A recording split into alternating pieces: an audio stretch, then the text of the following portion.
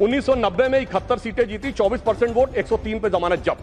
1995 29 सीटें जीती, 16% वोट, 167 पे जमानत जब्त। सन 2000 में 23 सीटें जीती, 11% वोट, 231 पे जमानत जब्त। 2005 में पूरी सीटें लड़े नहीं, कुल लड़े 58, जिसमें जीते 9, 6% वोट। और 2010 में सर 4 सीटें जीते, 6% वोट पाया, 216 पे जमानत जब्त। दुनिया में लोकतंत्र के अंदर सिर्फ 34% जनसंख्या है, जिसमें 17% हम हैं। अर्थात अगर दुनिया में लोकतंत्र है तो उसका सबसे बड़ा स्तंभ आज आधुनिक युग में भी भारत ही है। और इसका आधार कई बार हमारे गुलामी की मानसिकता के प्रभाव से हर चीज का आधार विदेश में ढूंढने का प्रयास करते हैं, और मैं बताना चाहता हूं उसका सबसे बड़ा आधार भारत की धर्म और संस्कृति है। इसके लिए मैं कोट करना चाहता हूं फ्रीडम हाउस की रिपोर्ट, जिसको ये लोग बहुत महत्व देते हैं। फ्रीडम हाउस ने अपनी एक रिपोर्ट जो 1999-2000 में उसने लिखी, जिसमें freedom house report about the annual survey of the political right and civil liberties 1999-2000 on page number 10 and 11, वो क्या लिखता, मैं कोट कर रहा हूं, 13 of the 63 countries with the poorest record in terms of political right and civil liberties are predominantly Christians. There is a strong correlation, sir इस पे ध्यान देने की आवश्यकता है, there is a strong correlation between the electoral democracy and Hinduism, and significant number of free and countries which belong to the Buddhist community.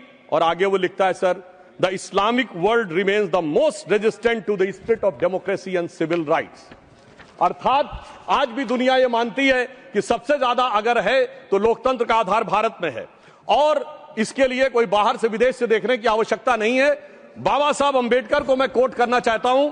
बाबा साहब अंबेडकर ने कहा, और कौन सी किताब जिसको ये लोग बहुत ध्यान देते हैं, annihilation of caste, page number 234 पे उन्होंने कहा, I am told that such religious principles as will be in the commencements of the liberty, equality and fraternity. It may not be necessary for you to look for foreign sources, and that you can draw such principles from Upanishads. Sir ये ध्यान देने की आवश्यकता है। बाबा साहब अंबेडकर ने कहा कि समानता, बंधुता और स्वतंत्रता के सिद्धांत के लिए पश्चिम में देखने की आवश्यकता नहीं है, वो उपनिषदों में दिखाई पड़ेगा। मगर क्या बताएं सभापति महोदय, आज भी हमारे कुछ नेता जाके लंदन में खड़े होकर गुहार लगाते हैं कि भारत में डेमोक्रेसी को बचाना है। तो उनके लिए मैं एक लाइन कहना चाहूंगा कि अभी साज दिल में तराने बहुत हैं, अभी जिंदगी के फसाने बहुत हैं, डरे गैर पर भीख मांगो न फन की, जब अपने ही घर में खजाने बहुत हैं। अब मैं आगे की बात कहना चाहता हूं। देखिए, चुनावी प्रक्रिया स्वतंत्रता के बाद शुरू हुई, और इसमें बहुत सारी चीजों की उस समय समस्या रही होगी। मैंने आदरणीय आडवाणी जी ने एक बार हम लोगों को बताया था कि कैसी कैसी समस्याएं आती थी। उस जमाने में लोग इलेक्टोरल रोल बनाने के लिए जाते थे और महिलाओं का नाम पूछते थे तो डांट पड़ जाती थी, क्योंकि उस समय के समाज में माना नहीं आता था कि किसी घर की महिला का नाम पूछा जाए। परंतु मैं बताना चाहता हूं सर, चुनावी प्रक्रिया पे सबसे पहली समस्या स्वतंत्र भारत में कहां आई? भारत के इतिहास की पहली इलेक्शन पिटीशन, चुनावी धांधली के विरुद्ध पिटीशन कब दाखिल हुई? 21 अप्रैल 1952। किसने दाखिल की? भारत के लॉ मिनिस्टर रहे बाबा साहब अंबेडकर। और उनके उस पिटीशन को मैं कोट करना चाहता हूं। उसके पैरा 12 में उन्होंने लिखा, the petitioner says that the aforesaid large number of double votes, 74,333 being void, has been a result of corrupt practice and undue influence on the part of the respondent number 1 and 2. Sir, बाबा साहब अंबेडकर को 74,333 vote cancel करके 14,000 vote से हारा हुआ declare कर दिया गया। मगर सभापति महोदय, ये तो थी प्रक्रिया। अब इस पे प्रतिक्रिया देखिए। तत्कालीन प्रधानमंत्री जवाहरलाल नेहरू जी की प्रतिक्रिया है। 16 जनवरी 1952 वो लखनऊ से एडविना माउंटबेटन को लेटर लिखते हैं, और क्या लिखते हैं कि our success in the Bombay city and the Bombay province has been greater than expected. और सर आगे वो लिखते हैं, अंबेडकर हैज बीन ड्रॉप्ड। बड़ी प्रसन्नता उनको होती है कि डॉक्टर अंबेडकर चुनाव हार गए हैं। और इसके बाद वो क्या लिखते हैं कि socialist have joined hand with Ambedkar so they lost their repute. But आगे सर वो बात लिखते, बहुत ध्यान देने की जरूरत है। वो लिखते हैं, अंबेडकर है join hand with Hindu communalist. ये चाचा जी की जबानी है ये कहानी कि डॉक्टर बाबा साहब अंबेडकर इनके अनुसार हम लोगों की तरफ से, और इसका सोर्स है selected work of Jawaharlal Nehru series 2 volume 17 page number 37। इसके बाद आगे बढ़ते हैं। सब लोगों को पता है कि जब इंदिरा जी का शासनकाल आया तो उस समय एक अलग प्रकार की समस्या उत्पन्न हुई। भारत के इतिहास में पहला उदाहरण जब किसी प्रधानमंत्री का चुनाव अनियमितता के कारण अवैध घोषित किया गया। उसके बाद हम आगे बढ़ते हैं और जब तक कांग्रेस सत्ता में रही, निर्बाध सत्ता में, तब तक चुनाव सुधार पे कोई विचार नहीं हुआ। चुनाव सुधार पे विचार शुरू होता है 1977 में, जब इलेक्शन कमीशन द्वारा ECIL को इलेक्ट्रॉनिक वोटिंग की संभावनाएं खोजने के लिए कहा जाता है। और फिर इंदिरा जी के समय में 1982 में आर्टिकल 324 में चुनाव आयोग को 50 पोलिंग बूथ के ऊपर इलेक्ट्रॉनिक वोटिंग के बारे में प्रयोग करने के लिए कहा जाता है। फिर राजीव जी के समय में 1988 में 61A में चेंज करके कहा जाता है कि EVM का प्रयोग किया जा सकता है, और 15 मार्च 1989 को राजीव गांधी की सरकार के समय में इसको वैधानिक मान्यता प्रदान की जाती है। मगर अब क्या बताएं सभापति महोदय, कांग्रेसियों के अनुसार कंप्यूटर क्रांति के जनक राजीव गांधी जी के परिवार के लोग अब कंप्यूटर एरा से क्वांटम एरा में आते आते पर्ची से चुनाव कराने के लिए जोर डालने लगे। और यह भी मैं बताना चाहता हूं कि पर्ची के बारे में बहुत सारी चर्चाएं होती थी, कैसे बूथ कैप्चरिंग और मतपेटियां लुटती थी, वो एक अलग विषय है। परंतु मैं यह भी कहना चाहता हूं कि देश की संसद में कई बार चुनाव सुधार के लिए बड़े विधेयक पारित हुए, पर मैं उदाहरण देना चाहता हूं कैसे हुए। एक बार इंदिरा जी का चुनाव गलत सिद्ध हुआ तो सर रेट्रोस्पेक्टिवली चुनाव का सुधार कर दिया गया ताकि किसी भी अदालत का उस पर कोई प्रभाव न पड़े। फिर मैं याद दिलाना चाहता हूं सर, राजीव गांधी जी जब प्रधानमंत्री थे 1989 को उनका चुनाव हुआ अमेठी में, सर गोलियां चली, 21 लोगों पे FIR हुई, और उनके विरुद्ध कौन लड़ रहे थे? राजमोहन गांधी, महात्मा गांधी के पौत्र, और डॉक्टर संजय सिंह जो पूर्व केंद्रीय मंत्री थे, उनको इतनी गंभीर गोली लगी कि प्राणों का संकट उत्पन्न हो गया। और आरोप यह था कि प्रधानमंत्री जी के पक्ष में, और यह पुलिस की गोली नहीं थी, क्रॉस फायरिंग हो रही थी, जिसके बारे में उस समय कई अंतर्राष्ट्रीय मीडिया ने 26 नवंबर को लिखा कि भारत के 42 वर्ष के इतिहास में संभवतः यह सबसे हिंसक चुनावों में से एक। अब इसके बाद अब आइए साहब, इसके बाद हम आगे बढ़ते हैं तो वर्तमान UPA सरकार का दौर आता है। और उस समय बहुत से लोगों को यह तथ्य ध्यान नहीं होगा, वैसे तो नेहरू परिवार और बच्चन परिवार के बीच में बहुत मधुर संबंध थे, पर कभी कभी ज्यादा मिठास होने से डायबिटीज हो जाती है। तो वो दौर था 2006 में जया बच्चन जी की सदस्यता चली गई ऑफिस ऑफ प्रॉफिट के मुद्दे पे, क्योंकि उत्तर प्रदेश सरकार का एक पद था। अब सर यही आरोप लग गया, और सोनिया गांधी जी जो उस समय नेशनल एडवाइजरी काउंसिल की चेयरमैन थी, उन पर भी ऑफिस ऑफ प्रॉफिट का विषय लग गया, और इस कारण से उनकी सदस्यता भी चली गई। मगर सभापति महोदय, जो आज संविधान की दुहाई देने की बात करते हैं, सोनिया जी जब तक चुनाव दोबारा गईं, लड़के आईं, तब तक चुनाव में संशोधन करके ऑफिस ऑफ प्रॉफिट का नियम ही बदल दिया गया, ताकि PM ने सुपर PM की पदवी को सुरक्षित कर दिया। अब मैं यह भी बताना चाहता हूं सर, उसके बाद वास्तविक अर्थों में चुनाव सुधार की शुरुआत तब हुई जब भारतीय जनता पार्टी शक्तिशाली हुई, 1990 का दशक, और ये देश की यूनिपोलर पॉलिटिक्स बाइपोलर हुई। वोटर ID कार्ड 1993 में आया, केंद्रीय सुरक्षा बलों की तैनाती 1996 में प्रारंभ हुई। पहले बूथ वाइज काउंटिंग नहीं होती थी सर, उसमें आसानी जानते क्या होती थी कि अगर किसी मतपेटी में ज्यादा बूथ कैप्चरिंग करके मत डाल दिए तो उसमें काउंटिंग का चक्कर ही नहीं है, सब मिला दिए जाते थे। वो शुरू हुई। अटल जी की सरकार के समय में CCTV का प्रयोग शुरू हुआ, पहले प्रायोगिक तौर के ऊपर, और 2005 से CCTV की परमानेंट CCTV यूज होने लगा। अब इसे महज संयोगी माने कि 2005 के बाद से कभी राजद और कांग्रेस को बिहार में बहुमत का अधिकार नहीं मिला। जब मोदी जी की सरकार आई तो हमने क्या किया कि जो पॉलिटिकल पार्टीज को कैश डोनेशन मिलता था उसे 20,000 से घटाकर 2,000 किया, और सिलेक्टेड उनके ऊपर VVPAT की व्यवस्था सुनिश्चित कराई। और मैं ये भी याद दिलाना चाहता हूं, एक पार्टी जो अपने आप को बहुत ईमानदार कहते थे, वो 20,000 की चाय पिलाते थे। अब मुझे लगता है सदन और देश को समझना चाहिए 20,000 की चाय क्यों पिलाते थे, क्योंकि 20,000 तक कैश लेने पर आपको सोर्स नहीं देना पड़ता था। पर मोदी जी ने आकर उन्हें, चाय पिलाने वाले ने आकर उसे 2,000 कर दिया है, तो अब उनकी चाय बड़ी महंगी हो गई है, भले ही 20,000 से 2,000 पे आ गए। और इसलिए वो दौर था जिस जमाने में इलेक्टोरल बॉन्ड नहीं थे। आज इलेक्ट्रॉन बॉन्ड के लिए कहे जो भी कहें, आज न्यायालय ने चाहा तो पता तो लग गया। क्या 2014 से पहले जहाज नहीं उड़ते थे, खर्चे नहीं होते थे? आज न्यायालय चाहे भी तो उसको पता नहीं लगा सकता। कम से कम यह पारदर्शी व्यवस्था हमारी सरकार ने आके की। और इन लोगों की सरकार कब रहती थी सभापति महोदय, जिस जमाने में, और मैं ये भी कहना चाहूंगा इनकी सरकार कब रहती थी और हमारी सरकार कब है। सर जब से वोटर आईडी कार्ड आ गए कांग्रेसी सरकार आना बंद, सीसीटीवी आ गए कांग्रेसी सरकार आना बंद, जब से स्वतंत्र जुडिशरी हो गई कांग्रेस सरकार आना बंद, स्वतंत्र मीडिया आ गई कांग्रेस को स्पष्ट बहुमत मिलना बंद, और तो और सर जब से साक्षरता दर 50% हो गई बहुमत मिलना बंद। इनको कब बहुमत मिलता था? जिस जमाने में मतपेटियां लूटी जाती थी, बूथ कैप्चरिंग होती थी, गोलियां चलती थी, कट्टे बम चलते थे और अनेक लोग गुजरात के चुनाव बिहार के चुनावों में 80 लोग तक घायल होते थे। इन्हें लग रहा है शायद वही जमाना वापस आ जाए। तो मैं उनके लिए पूरी संवेदना से कहना चाहूंगा कि जो पुराना गीत था, गुजरा हुआ जमाना आता नहीं दोबारा, हाफिज सईद तुम्हारा। और अब मैं इसके बाद यह विषय कहना चाहूंगा कि जो इसके ऊपर आपत्ति की राजनीति की जाती है, आज मतदाता सूची को लेकर कांग्रेस आपत्ति कर रही है। मैं याद दिलाना चाहता हूं 18 दिसंबर 1950 को डॉक्टर बाबा साहब अंबेडकर ने कहा कि जो इलेक्टोरल रोल्स हैं उनका हर 6 महीने में होना चाहिए रिवीजन, पर उनका कहना था व्यवहारिक दृष्टि से मुश्किल है तो 1 साल या 2 साल में कर दिया जाए। मगर सभापति महोदय ये 20 साल में भी करने को तैयार नहीं है और उसके बाद ये आरोप लगा रहे हैं।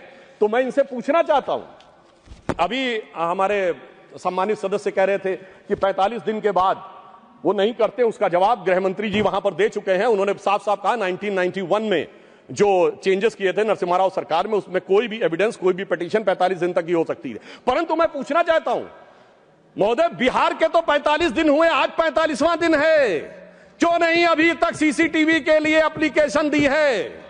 अभी मैं कहना चाहूंगा जाइए फोन करिए, शाम 5 बजे से पहले सीसीटीवी के लिए लगा दीजिए। नहीं करना है। मैं पूछना चाहता हूं, आप कहते हैं 6 बजे के बाद इतनी वोटिंग हुई, बूथ के अंदर फोटोग्राफी पे रोक है, सड़क पे तो नहीं। दिखाइए कितनी लंबी लाइनें थी, कितनी लंबी आपने सोशल मीडिया पे पोस्ट किया, कितने आपके बूथ लेवल एजेंटों ने इस बारे में आपत्ति दर्ज की। परंतु सभापति महोदय इसमें से कुछ भी नहीं करना है, केवल बवाल करना है। इनकी स्थिति क्या है?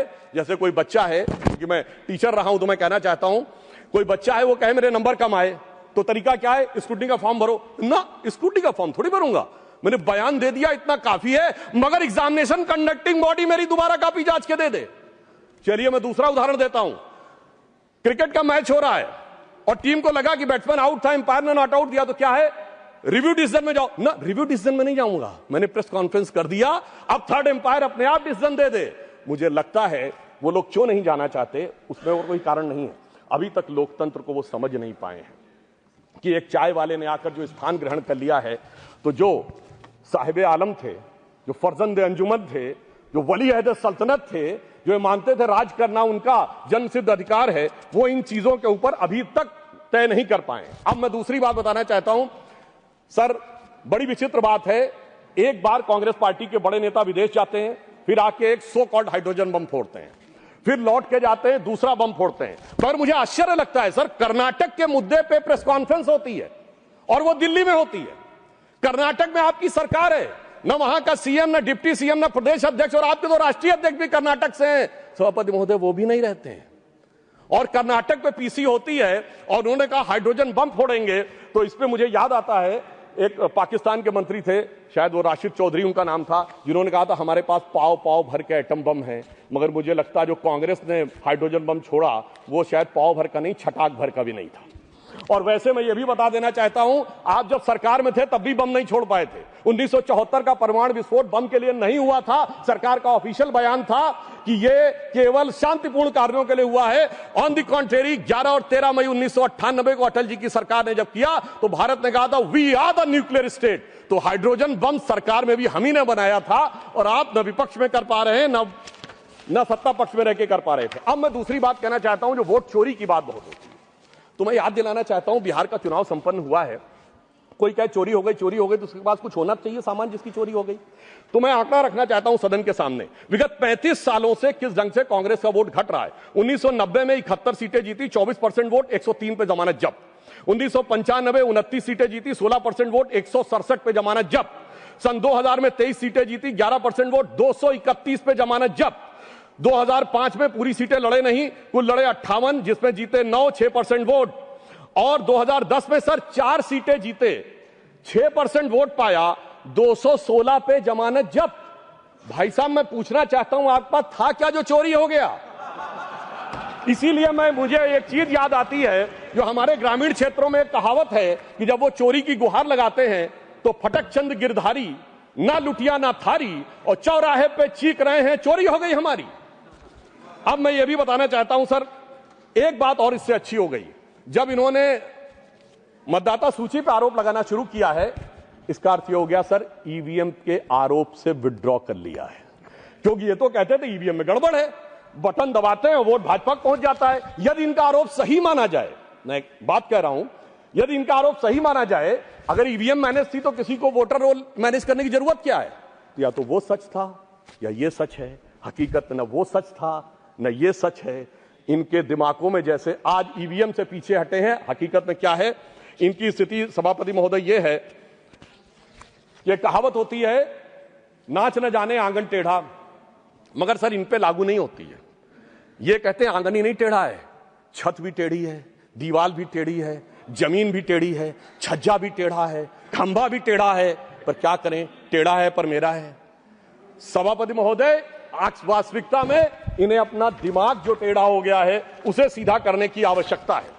और ऑन द लाइटर नोट मैं एक और बात कहना चाहूंगा, प्राचीन काल में अश्वमेध यज्ञ होता था, तो अश्वमेध यज्ञ का घोड़ा छोड़ा जाता था। मैं यहां कैवियट लगा कह दूं, मैं किसी के व्यक्तिगत अपमान के लिए नहीं, उपमान के लिए कह रहा हूं, ठीक, फॉर द सिमिली।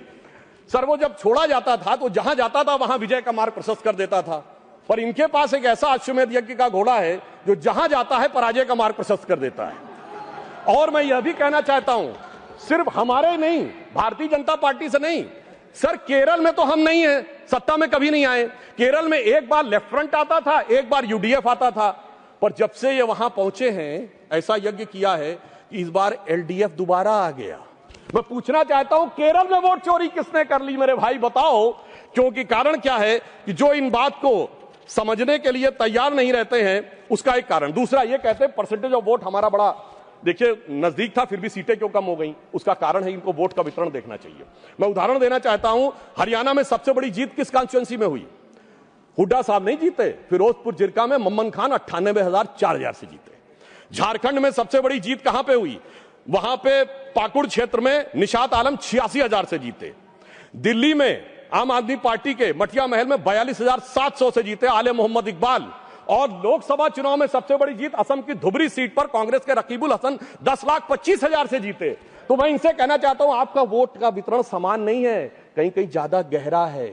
जहां दिल का रिश्ता ज्यादा गहरा है वहां वोट ज्यादा गहरा है। जब आप उसको समझ पाएंगे तो ये वोट परसेंटेज के अंतर को आप भली भांति समझ सकते हैं। और मैं एक और बात कहना चाहता हूं कि जो लोग आज वोट का आरोप लगाते हैं सभापति महोदय, वो खुद का चुनाव कैसे कराते हैं? 6 सितंबर सन 2022 को खड़गे जी के अध्यक्ष का चुनाव हुआ, मीडिया में रिपोर्ट आई कि 22 कांग्रेस के नेताओं ने लिख के दिया कि भाई साहब वो जो मतदाता सूची है कांग्रेस के अंदरूनी चुनाव की वो तो बता दीजिए। और मतदाता सूची कांग्रेस ने अंदरूनी चुनाव की नहीं दिखाई। और वो लोग कह रहे हैं कि 28 पीसीसी हैं प्रदेश कांग्रेस कमेटियां, क्या सबके पास जा जाकर हमें वो लेनी पड़ेगी? मगर साहब जिन्होंने अपनी मतदाता सूची नहीं दिखाई, चुनाव आयोग को मतदाता सूची के लिए लिख नहीं रहे हैं और वो आकर हमें ज्ञान दे रहे हैं, इन्हीं के लिए कहा गया है खुद मियां फजीहत और दूसरों को नसीहत। और वैसे कांग्रेस में पूर्व में सीताराम केसरी जी किस ढंग से हटे ये सबको पता है। कांग्रेस के आंतरिक चुनाव में जब जब चुनाव हुआ तब तक कांग्रेस टूट जाती थी। मैंने बचपन में अटल जी का एक भाषण सुना था और वो उसमें उन्होंने कहा कांग्रेस के तो इतने टुकड़े हुए, Congress R, Congress S, Congress U, Congress O, Congress I, Congress U, Congress मैं, कांग्रेस तू, कांग्रेस आई, कांग्रेस गई। अब ये मैं बताना चाहता हूं, ये इकलौती पार्टी है जिसने महोदय राष्ट्रपति चुनाव में अपने अधिकृत उम्मीदवार को हरवा दिया।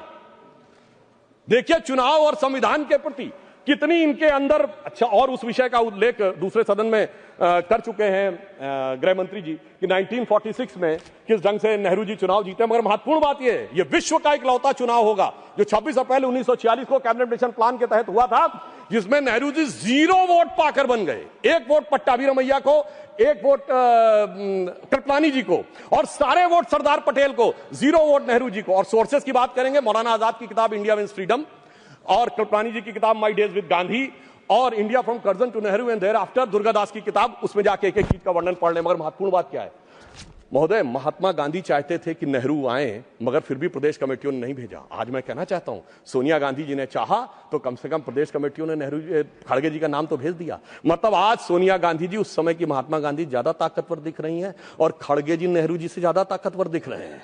कम से कम इस बात को इनको समझना चाहिए। और उससे पहले सभापति महोदय, आजादी से पहले के दौर में 1916 में इन्होंने सेपरेट इलेक्ट्रेट मान लिए मुस्लिम लीग के। और आज की जनरेशन को ना पता हो, सर पृथक निर्वाचन क्षेत्र जानते क्या होते थे? कोई रिजर्व कॉन्स्टिट्यूंसी नहीं थी। प्रत्याशी भी मुस्लिम होगा, वोट देने वाला भी मुस्लिम होगा।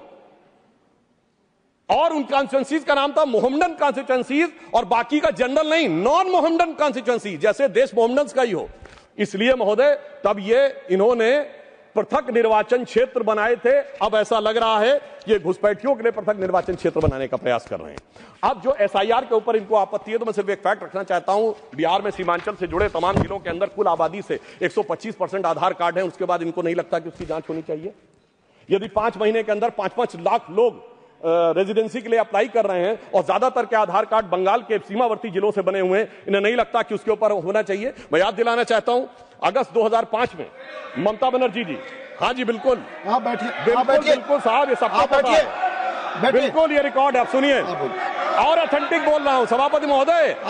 अभी इनके लिए और समस्या होने वाली है। सर अगस्त 2005 में भारत की संसद में ममता बनर्जी जी ने भारत के इतिहास में सबसे अलग घटना की, जब स्पीकर के ऊपर फेंक दी थी फाइल। क्योंकि वो कह रही थी घुसपैठियों पे चर्चा नहीं कराई जा रही है। मगर आज ये लोग कैसे बदल गए, इसे देख के मुझे याद आता है सभापति जी कि देख तेरे संसार की हालत क्या हो गई, भगवान कितना बदल गया इंसान।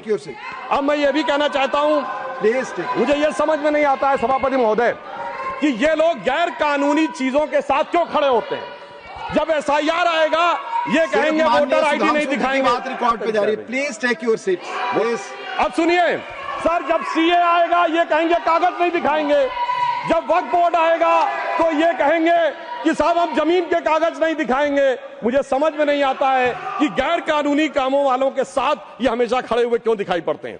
अब संवैधानिक संस्थाओं की बात आती है तो मैं याद दिलाना चाहता हूं, इस देश में चुनाव आयुक्तों की बात आती है तो अटल जी की सरकार एक वोट से गिरी थी। तब चुनाव आयुक्त कौन था? मनोहर सिंह गिल। तुरंत चुनाव क्यों नहीं कराया गया? अप्रैल 99 में सरकार गिरी थी, मई में हो जाने चाहिए थे चुनाव। 6 महीना पीछे क्यों ले जाए गए? ताकि एक वोट की सहानुभूति न मिले। और ये इस जनता का आशीर्वाद और भगवान की कृपा कि सितंबर अक्टूबर 99 में हम दोबारा चुन के आए।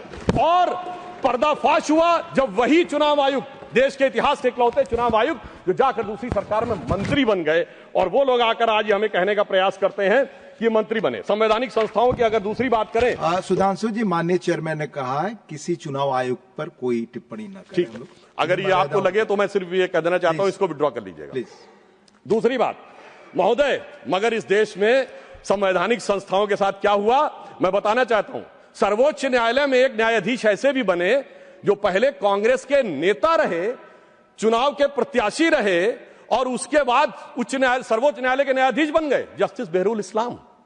सर संवैधानिक संस्थाओं के साथ क्या हुआ? इस देश में एक न्यायाधीश, मुख्य न्यायाधीश ऐसे ही बने जिन पे कानून की डिग्री नहीं थी, जस्टिस कैलाशनाथ वांचू। मुझे लगता है कि जिस ढंग के संवैधानिक संस्थाओं के साथ हुआ है, और मैं एक और बात कहना चाहता हूं, जो लोग कहते हैं चुनाव आयोग ठीक काम नहीं कर रहा वगैरह वगैरह, तो मैं कहना चाहता हूं जरा उत्तर से दक्षिण तक देखिए। चुनाव आयोग कश्मीर में अच्छा काम करता है, पंजाब में अच्छा काम करता है, हिमाचल में अच्छा काम करता है, सर हरियाणा में गड़बड़ कर देता है, फिर उत्तराखंड में गड़बड़ कर देता है, राजस्थान में सर 2018 में सही काम करता है, 2023 में गड़बड़ कर देता है, फिर यूपी गड़बड़ करता है, बिहार गड़बड़ करता है, झारखंड ठीक कर देता है। क्या बताएं, मध्य प्रदेश में पहले तो अच्छा किया था, इस बार गड़बड़ कर देता है। छत्तीसगढ़ 18 में ठीक किया था, 23 में गड़बड़ कर देता है। गुजरात तो गड़बड़ करता है, बंगाल बहुत अच्छा कर देता है, फिर तेलंगाना अच्छा करता है सर, फिर तमिलनाडु अच्छा करता है, फिर कर्नाटक अच्छा करता है, केरल अच्छा करता है, असम में गड़बड़ कर देता है। मुझे लगता है कि देश की जनता को मूर्ख समझने का प्रयास नहीं करना चाहिए। ऊपर से अपनी सुविधा के अनुसार जो आप चयन करने का प्रयास करते हैं वो नहीं करना चाहिए। और मैं ये भी बताना चाहता हूं कि इन लोगों की जहां तक बात है, संवैधानिक संस्थाओं में किसका अपमान नहीं हुआ? राष्ट्रपति की ताकत इनके दौर में घटाई गई, कमिटेड जुडिशरी की बात इनके दौर में हुई, और तो और सर प्रधानमंत्री के ऊपर सुपर पीएम इनके जमाने में आके बैठा। भारत के इतिहास में इकलौता उदाहरण, जब दर्जा प्राप्त कैबिनेट मंत्री का दर्जा प्रधानमंत्री से राजनीतिक रूप से ऊपर था और विदेश से आने वाले लोग उनसे मिला करते थे, नेशनल एडवाइजरी काउंसिल का चेयरमैन, तो वो लोग आकर जब कैबिनेट का पर्चा फाड़ा गया, वो तो एक अलग बात थी। अब मैं बताना चाहता हूं एक विषय और, कि विषय सिर्फ यहां एसआईआर नहीं है, विषय चुनाव आयोग नहीं है। देश की हर व्यवस्था के बारे में दुष्प्रचार करना है। इन्होंने रफाल के बारे में दुष्प्रचार किया। इन्होंने जाकर उस समय कहा, 20 जुलाई 2018 को लोकसभा में आके कहा कि फ्रांस के राष्ट्रपति से बात हुई और उन्होंने रफाल के लेकर आपत्ति दर्ज की। शाम तक फ्रांस की सरकार का खंडन आ गया। 2019 में इसी मुद्दे के ऊपर चौकीदार चोर कहने पे सर्वोच्च न्यायालय से माफी मांगनी पड़ी। अगर उसके बाद आप देखें, इन्होंने सर्जिकल स्ट्राइक पर सेना के बारे में दुष्प्रचार किया, बालाकोट में एयरफोर्स के बारे में दुष्प्रचार किया, और उसके बाद अगर आप देखें तो उन्होंने भारत की अर्थव्यवस्था को लेकर कहा, एचएएल के बारे में दुष्प्रचार किया। सर, एचएएल के पास आज 81,000 करोड़ के ऑर्डर्स हैं। इन्होंने कहा एलआईसी बर्बाद हो गई। सर, एलआईसी ने 31,000 करोड़ का ऑल टाइम हाई प्रॉफिट किया है। इन्होंने SBI, state bank of India के बारे में कहा। Sir, state bank of India ने प्राइवेट सरकार मिला के 77,000 करोड़ रुपए का प्रॉफिट किया है। इन्होंने कहा कोविड के बारे में दुष्प्रचार किया। उसके बाद इन्होंने राम मंदिर के मुहूर्त के बारे में किया। अर्थात मैं ये कहना चाहता हूं, इनका उद्देश्य कोई ना कोई बहाना ढूंढकर सरकार के विरुद्ध बिना बात के प्रचार करते रहना है। इसलिए मैं एक पंक्ति इनके लिए कहना चाहूंगा, वो पैरवी तो झूठ की करता चला गया। झूठ शब्द अगर गलत हो तो उसे असत्य से रिप्लेस कर दीजिएगा। तो वो पैरवी तो असत्य की करता चला गया, बस उसका चेहरा उतरता चला गया। और रंगत समझ में आई, मगर आई देर से, कच्चा था बहुत, रंग उतरता चला गया। अब मैं बताना चाहता हूं, सर, बिहार का हाल का संपन्न चुनाव हुआ है।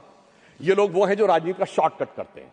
जातियों का कॉम्बिनेशन बनाओ, जैसे कभी गुजरात में खाम, KHAM, फिर कभी हरियाणा में अजगर, तो कर्नाटक में अहिंदा, तो कभी यूपी बिहार में MY। तो एक जमाने में लालू प्रसाद यादव जी कहे थे कि बिहार में भूरा बाल साफ कर रहा हूं, 4 जातियों का नाम देख। मगर सर, उनके पिताजी बेटे ने कहा, अरे काहे परेशान हो रहे हैं? बेटे ने तो सर काम ही खत्म कर दिया। उसने भूरा बाल नहीं, पूरा बाल साफ करवा दिया, मुंडन करवा दिया। तो इसलिए मुझे लगता है उसको उसकी आवश्यकता ही नहीं है।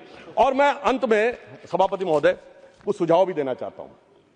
आज इलेक्शन जिस दौर में पहुंच गया है, टेक्नोलॉजी इस दौर में पहुंच गई है, AI का दुरुपयोग होने की संभावना अगले लोकसभा चुनाव तक बहुत हो जाएगी।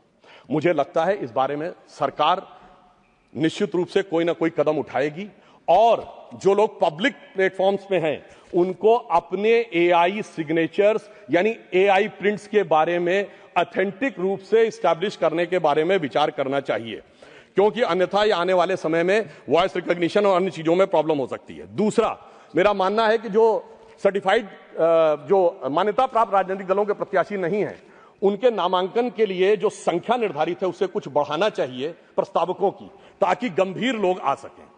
जो राजनीतिक दल मान्यता प्राप्त करना चाहते हैं उनके भी सपोर्टर्स की एक सब्सटेंटिव संख्या दिखानी चाहिए, ताकि ईमानदारी से जो लोग राजनीति करना चाह रहे हैं वही लोग उसमें आ सकें। दूसरी बात मैं ये भी कहना चाहूंगा, सर, जिस प्रकार के शब्दों का प्रयोग होता है राजनीति में उसे अवॉइड करने की कोशिश करनी चाहिए। अब कोई पार्टी कहती है वोट जिहाद, सर ये फर्रुखाबाद में 2024 में सपा की पार्टी के मंच से हुआ था। सर, अभी चुनाव में, जुबली के चुनाव में, जुबली हिल्स के चुनाव में, कांग्रेस मतलब मुसलमान, मुसलमान मतलब कांग्रेस, ये क्या है सर? मुझे लगता है इसके बारे में हम लोगों को सोच समझकर विचार करना चाहिए। और इसके अलावा कुछ शब्द ऐसे होते हैं जिनमें किंतु परंतु का स्कोप नहीं रहता है। जैसे उदाहरण के लिए, अगर कोई यह कह रहा है कि मोदी जी की बोटी बोटी काट डालूंगा, और इसी बिहार के चुनाव में मोदी जी की माता जी को गाली दी गई, गालियों का अब शब्दकोश भी अवेलेबल है। कम से कम चुनाव सुधारों में अब इन चीजों से हम सबको दलगत भावना से ऊपर उठकर आना चाहिए, अन्यथा वो अराजकता की तरफ, भाषा की अराजकता से समाज में अराजकता की तरफ जा सकते हैं। और मैं एक और बात कहना चाहता हूं, सर, जिस ढंग के चुनावी वादे किए जा रहे हैं, कोई कह रहा हर घर को सरकारी नौकरी दे देंगे, और 2024 में सर कांग्रेस ने कहा 8,500 खटाखट खटाखट खटाखट। तो मैं ये बताना चाहता हूं सर, 1 लाख रुपए हर परिवार को देने की बात कहते हैं। भारत की 145 करोड़ की जनसंख्या है सर, 1 मिनट में खत्म कर रहा हूं। उसमें कुल मिला के 31 करोड़ परिवार हैं, यानी 31 लाख करोड़ बांटेंगे, और भारत की रेवेन्यू रिसीव 2024 में 27 लाख करोड़ थी। इससे बात समझ में आ जाता है कि वो किस प्रकार से लोगों में भ्रम पैदा करने का प्रयास कर रहे हैं। पर अंत में मैं ये कहना चाहता हूं कि आप जिस प्रकार के लोगों को साथ में लेकर सोच रहे हैं कि आप चुनाव जीत जाएंगे, ये भविष्य में आपके लिए बहुत बड़ी चुनौती बनेगी। एक उदाहरण सर मैं अवश्य देना चाहूंगा। सिलहट का चुनाव हुआ था, भारत के इतिहास में इकलौता चुनाव जिसमें यह तय होना था विभाजन से पहले कि वो भारत में रहेगा कि बांग्लादेश में। वोटिंग होनी थी, और उस समय जोगेंद्र नाथ मंडल वहां के नेता थे।